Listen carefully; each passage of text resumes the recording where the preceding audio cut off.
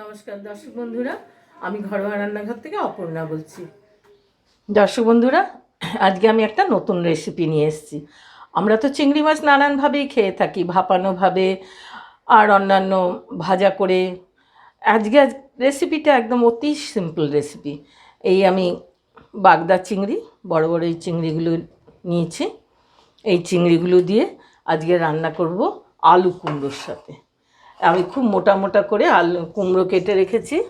এই কুমড়ো আলু সবই মোটা মোটা করে কাটতে হবে, এইভাবে কেটে নিয়েছি।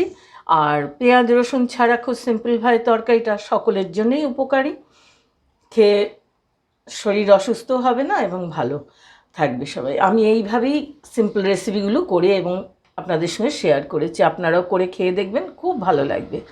প্রথমেই আমি মাছগুলোকে একটু লবণ 1 টিস্পুন লবণ দিয়ে আর হলুদ দিয়ে মাখিয়ে রাখবো।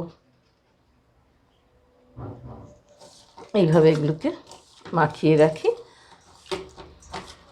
কী কী উপকরণ দিয়ে রাঁধছি পরপর দেখিয়ে যাব। ভিডিওটা ভালো করে ফলো করবেন, দেখতে পাবেন তাতেই। প্রথমেই কড়াইতে আমি একটু মাপ মতো তেল দিই, মাছগুলোকে একটু ভাজতে হবে। তেলটা গরম হয়ে গেছে, এবার আমি মাছগুলো ভেজে নেব। প্রথমে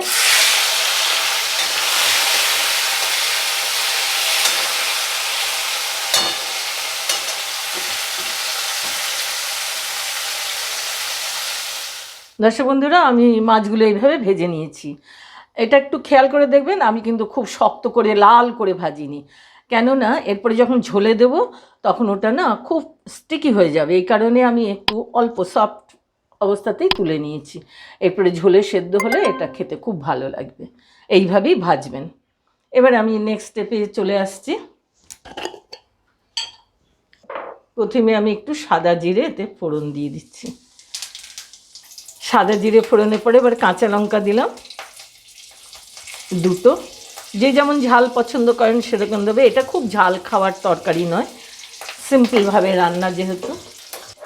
এবার এর মধ্যে আমি আলুগুলো সবজিগুলো দিয়ে দিলাম। কুমড়ো আলু ফোড়ন দেওয়া লঙ্কা দেওয়ার পরে সবজিটা দিচ্ছি।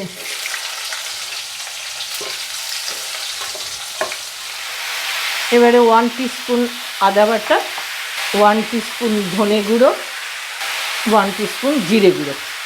যার যার নিজের স্বাদ অনুযায়ী বাড়ির লবণ দেবেন। আমি লবণ দিলাম আমার অ্যাকর্ডিং টু টেস্ট, যার যেমন। আমি 1 চামচ লবণ দিলাম, টিস্পুন হলুদ 1 টিস্পুন। ব্যাস দর্শক বন্ধুরা, এই হচ্ছে এই সবজিটার উপকরণ। এতে না পেঁয়াজ রসুন পড়বে না কিছু। এবার সব কিছু দিয়ে অনেকক্ষণ ধরে কষাতে হবে।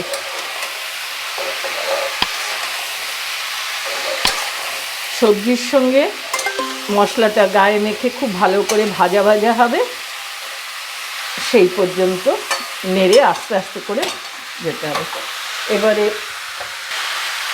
এবার 1 টিস্পুন কাশ্মীরি লঙ্কা দিলাম। মশলাগুলো সুন্দর ভাজা ভাজা হয়ে গেছে এর সাথে। এবার আরেকটু হবে, তারপরে মাপ মতো জল দেবো।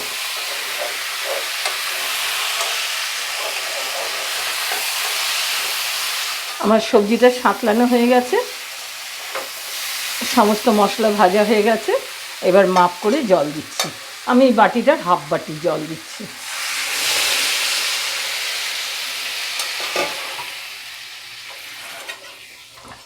এই জলে সবজিগুলি সেদ্ধ হয়ে যাবে, তারপরে মাছটা দেব।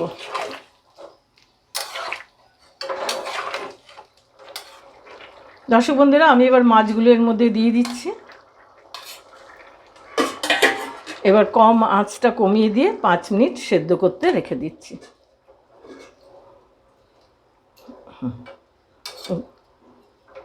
ঝোলের মাঝখানে এইভাবে দিয়ে রাখলে সব সিদ্ধ হয়ে যাবে চট করে।